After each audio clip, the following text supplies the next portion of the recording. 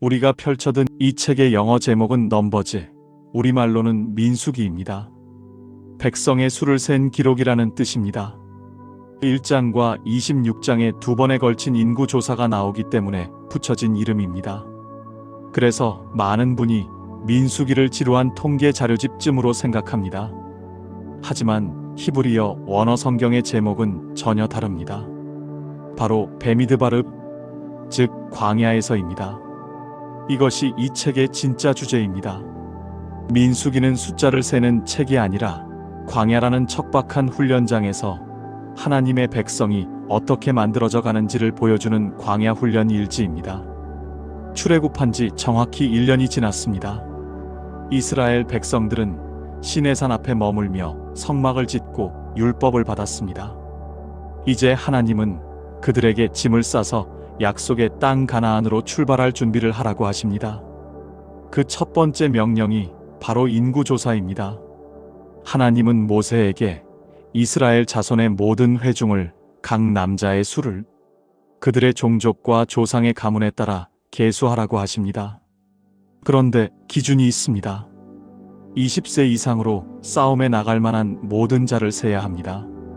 어린아이도 노인도 여자도 아닌 오직 전쟁할 수 있는 남자를 세라는 것입니다. 여기에 민수기의 핵심 정체성이 담겨 있습니다. 하나님은 지금 이스라엘을 단순히 먹여 살려야 할 피난민으로 보지 않으십니다.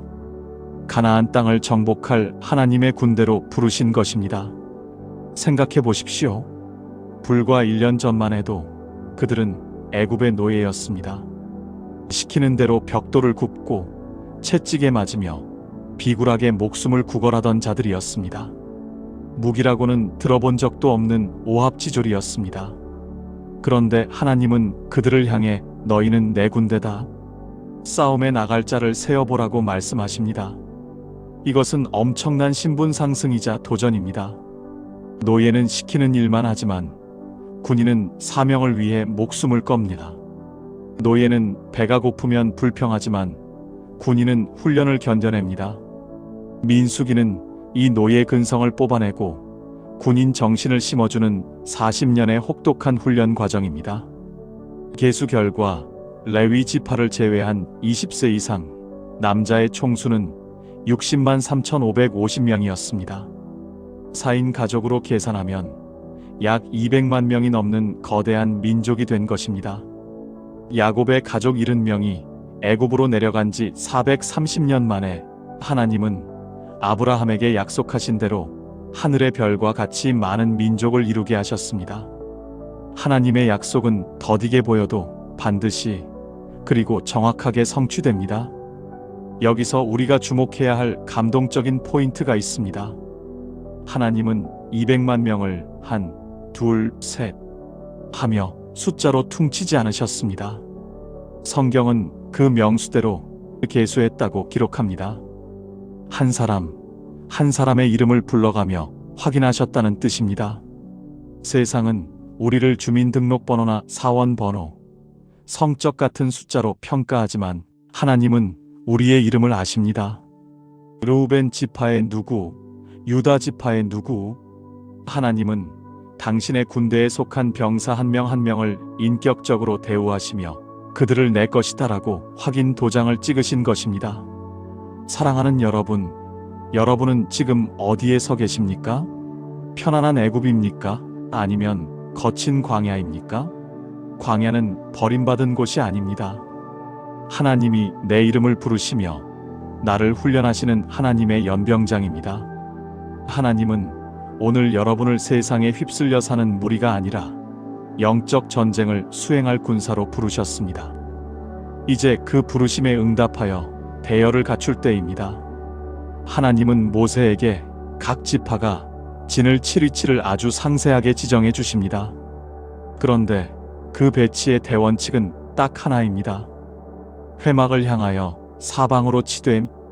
이스라엘 진영의 정중앙에는 하나님의 집인 성막이 위치합니다. 그리고 그 동서남북 사방으로 레위인들이 성막을 호위하듯 텐트를 칩니다.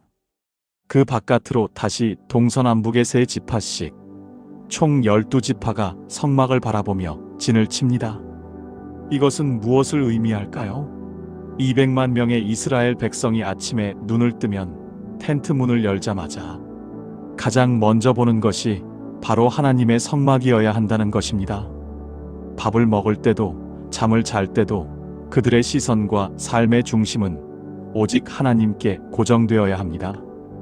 이것이 성막 중심의 삶입니다. 광야 같은 세상을 이기는 비결은 내 환경을 바라보는 것이 아니라 내 삶의 한복판에 계신 하나님을 바라보는 것입니다. 구체적인 배치를 보면 더욱 의미심장합니다.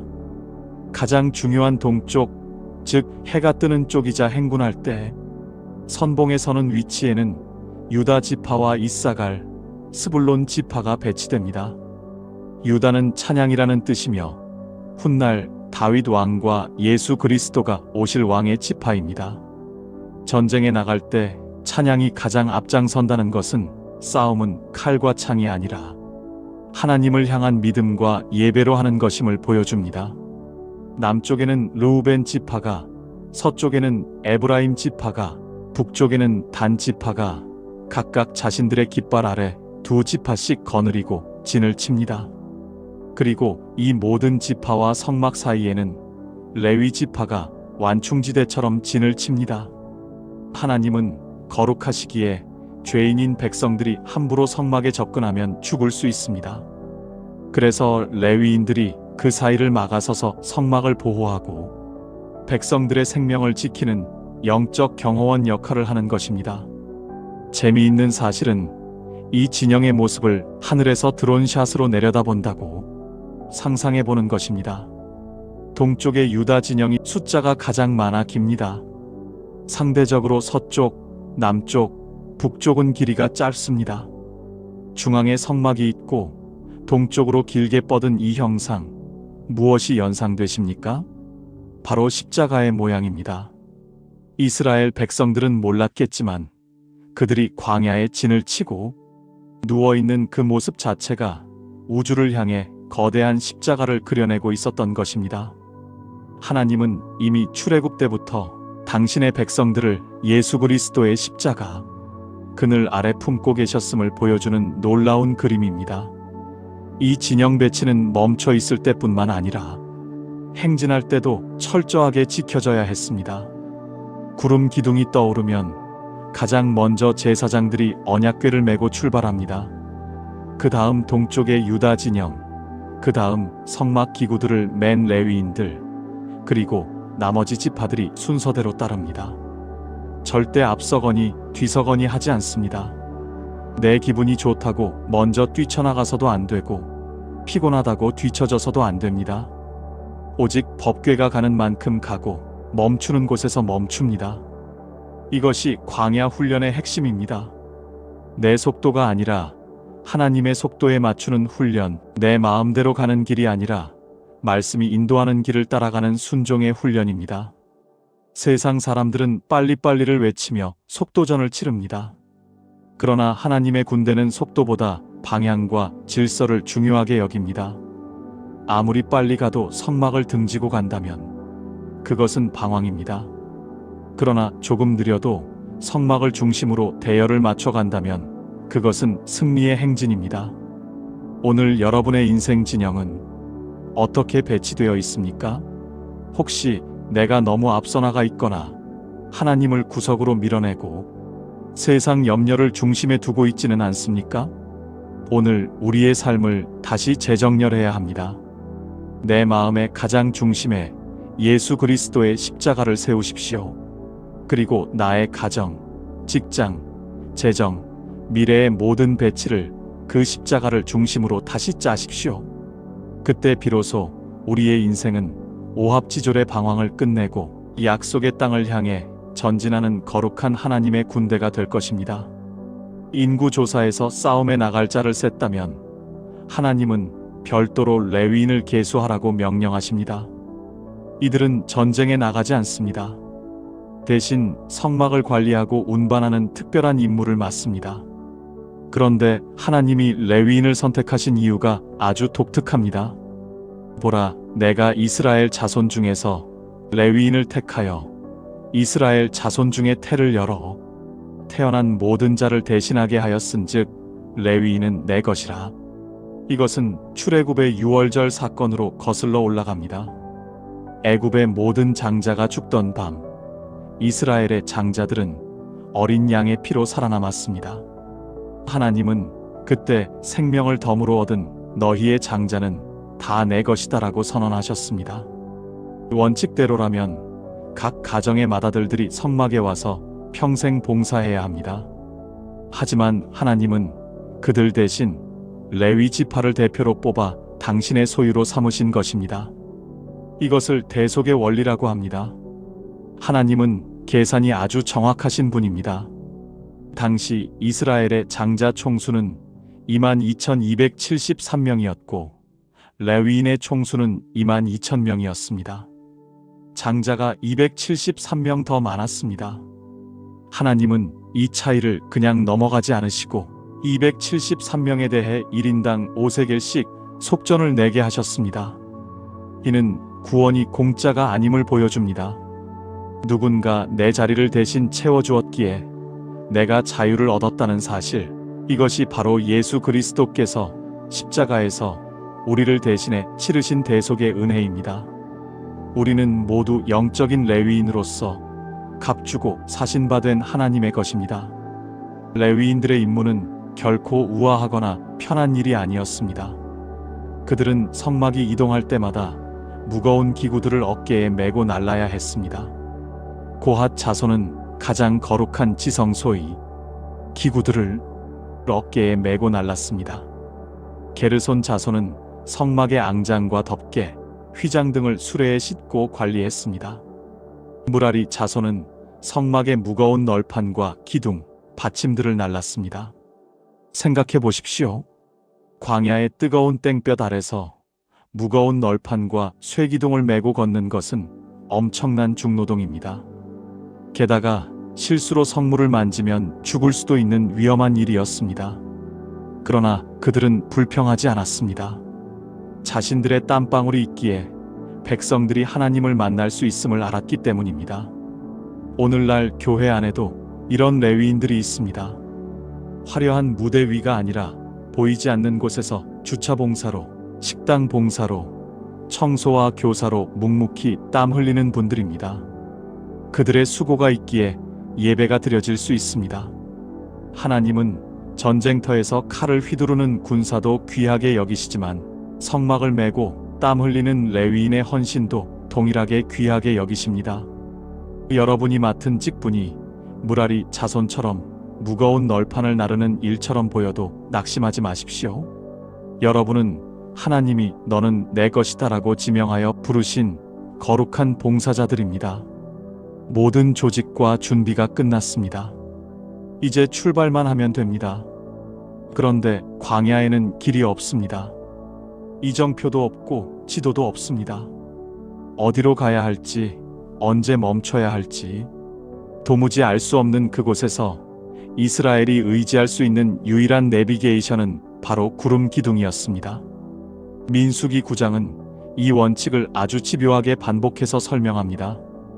구름이 성막에서 떠오르는 때에는 이스라엘 자손이 곧 행진하였고 구름이 머무는 곳에 이스라엘 자손이 진을 쳤으니 그들이 여호와의 명령을 따라 행진하였고 여호와의 명령을 따라 진을 쳤으며 이것은 단순해 보이지만 실제로는 피를 말리는 훈련입니다. 구름이 언제 뜰지 아무도 모르기 때문입니다. 어떨 때는 구름이 하루 만에 떠오릅니다. 짐을 다 풀고 텐트팩을 박아놨는데 다음 날 아침 구름이 떠오르면 군말 없이 다시 짐을 싸서 떠나야 합니다. 얼마나 피곤합니까? 반대로 어떨 때는 구름이 한 달, 1년을 머뭅니다. 그곳이 물도 없고 뱀이 나오는 척박한 땅이라도 구름이 안 움직이면 꼼짝없이 머물러야 합니다. 하나님, 여기는 너무 힘듭니다. 저기 좋은 오아시스가 있다는데 좀 갑시다. 라고 항의해도 소용없습니다. 이것이 광야 훈련의 핵심인 기다림과 순종입니다. 내 상식, 내 경험, 내 계획을 완전히 내려놓고 오직 하나님의 사인만 바라보는 것입니다. 가라 하면 가고 서라 하면 선다. 이것이 안 되면 가나안에 들어가서도 제멋대로 살 것이 뻔하기에 하나님은 광야에서 이 고집을 철저히 꺾으십니다.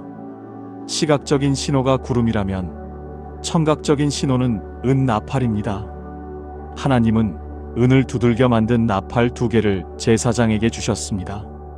나팔 2개를 동시에 길게 불면 온 회중이 모이라는 신호, 하나만 불면 지휘관들만 모이라는 신호, 크게 짧게 끊어 불면 행진하라는 신호, 전쟁터에서 불면 하나님이 기억하시고 구원하시겠다는 약속의 신호. 수백만 명이 움직이는 광야에서 목소리로는 전달이 안 됩니다. 오직 나팔 소리에 귀를 기울여야 일사불란하게 움직일 수 있습니다. 오늘 우리에게 이 나팔 소리는 무엇입니까? 바로 하나님의 말씀과 선포되는 설교입니다. 내 귀에 들리는 세상의 소음은 차단하고 매일 아침 큐티를 통해 주일 강단을 통해 들려주시는 하나님의 나팔 소리에 민감하게 반응해야 합니다. 드디어 민수기 10장 11절 둘째 해 둘째 달 스무날에 구름이 증거의 성막에서 떠오르매 출애굽 1년 만에 역사적인 첫 행군이 시작됩니다. 시내산을 떠나 바란 광야를 향해 200만 명의 대군이 움직입니다. 맨 앞에는 법궤가, 그 뒤로 유다 지파가, 그리고 레위인들이 성막을 메고 그 장엄한 행렬 위로 하나님의 구름이 덮여 있습니다. 이제 그들은 더 이상 노예가 아닙니다. 하나님의 영광을 짊어지고 세상을 향해 나아가는 거룩한 군대입니다.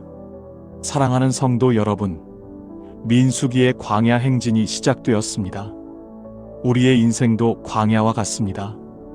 어디로 가야 할지 몰라 막막할 때가 있습니다. 그러나 두려워하지 마십시오.